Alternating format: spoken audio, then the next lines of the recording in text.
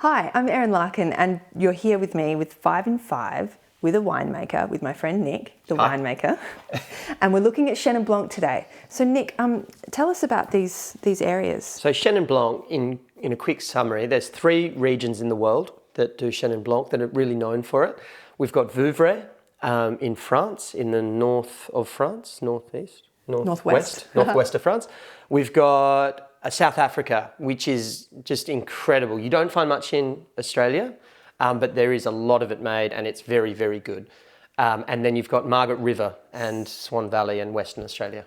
Some would say that Chenin Blanc is South Africa's star variety. Yeah, definitely. Not Pinotage. Definitely. And that's what I would hope and I think that the South Africans want to be known by. They don't want to be known by Pinotage, they want to be known by Chenin Blanc. Good. And they do it very, very well. The other big thing with Chenin Blanc is the diversity of what you can do with it. It has a lot of acid in the grape, and so you can make incredible sparkling wines. You can do bottle aging. The age on Chenin Blanc is amazing.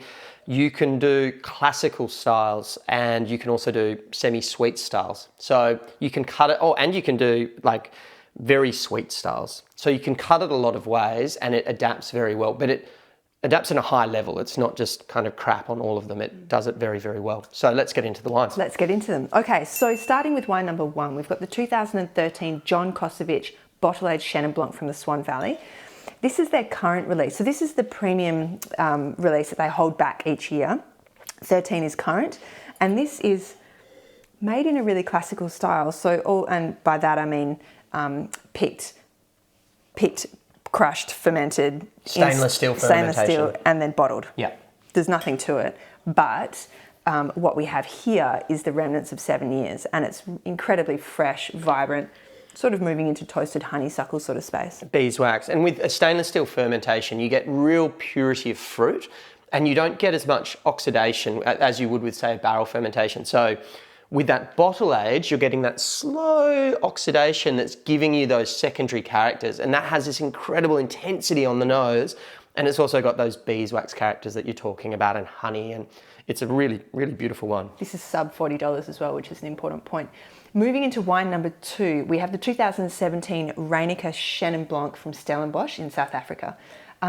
I am quite attracted to this wine. I used to, when I had a bottle shop, sort of 2011, this was the first Chenin Blanc that I purchased from another country and had it on the shelves, and it sold really well, and I love it again today. This is very fine, restrained, sort of white nashy pear and spice. It's got really good acidity. Everything's really integrated and beautiful. It's a very elegant wine. Very elegant. It's got that, even that is, like, I normally associate this with West Australian wines, but a real saline character on the palate. And this producer, they're organic, biodynamic fruit. They're quite well known in South Africa, I think. And that is a really lovely wine. It's $45, about that sort of price point, so it works really well. So moving into wine number 3, we have Nick's wine. It's the 2019 CBDB, so Chenin Blanc Dynamic Blend from Margaret River. So this is from an organic biodynamic vineyard as well in Yellingup, and the vines are completely unkept, really amazing fruit, and we just try to showcase it. So it's 13, 14 months in oak, older oak, leaves stirred every 2 weeks, trying to get that complexity and body.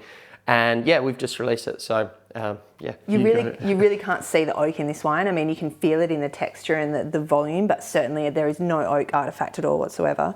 The acidity is a highlight. I love this wine, and I'm not just saying that because he's here. I drink this wine if I'm out at restaurants and I'm not sure what to get. I almost always go for this because I know it's going to deliver kind of pleasure and interest at the same time, which is a really big deal. And with all 3 of these, you're getting really different characters. And so you've got the bottle age sort of character of honey, which is a key character.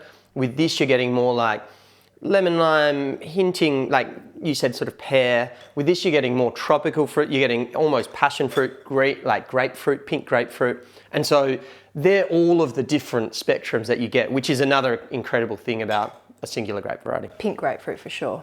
Now, we've picked this Marc Bredif. This is $30 on most bottle shop shelves, give or take a couple.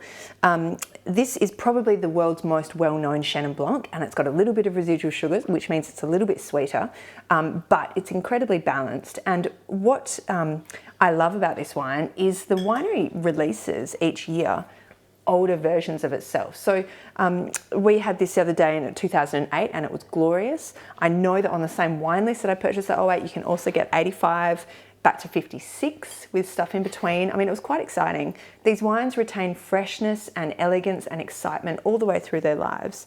And this is sort of the line in the sand in terms of no residual sugar. We're moving into a little bit, maybe 10 grams. Yeah, I think so. Don't be scared of residual sugar, I think, is another thing. Like, if you tell basically the winemaking sort of thing is people talk like they hate sugar, but taste like they like it. And so it generally rounds out the palate as long as you've got the acidity to balance with it. And this does. And I think this next one will as well. Absolutely. So this is the 2019 Peel Estate Chenin Blanc. The fruit comes from a combination of Margaret River and Peel region, which is around sort of Mandurah in Western Australia, coastal. This has got a little bit of residual, but is really, really exciting. I think this is a really lovely wine. It retails for $20, give or take a couple of dollars. It almost reminds me of a Riesling. And I don't know what I pick on the nose there. It's almost got a bit of that John Kosovich kind of character to it, even though it's new. Like it's Cape Gooseberry. Okay, Cape Gooseberry. That's gooseberry. Missing. Yeah, there's like almost a cassis kind of black currant sort of character sitting alongside maybe lychee and pear and all these delicious things. Look, we've gone over time and we know it and we're sorry. But in a nutshell, we love Chenin Blanc. It comes in lots of different guises. It wears many different dresses.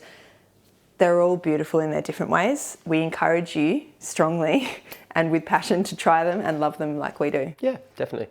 Cheers. Thanks for listening. If you haven't already, please like and subscribe. It helps me enormously. And we will see you next time with 5 and 5 with a winemaker. Cheers.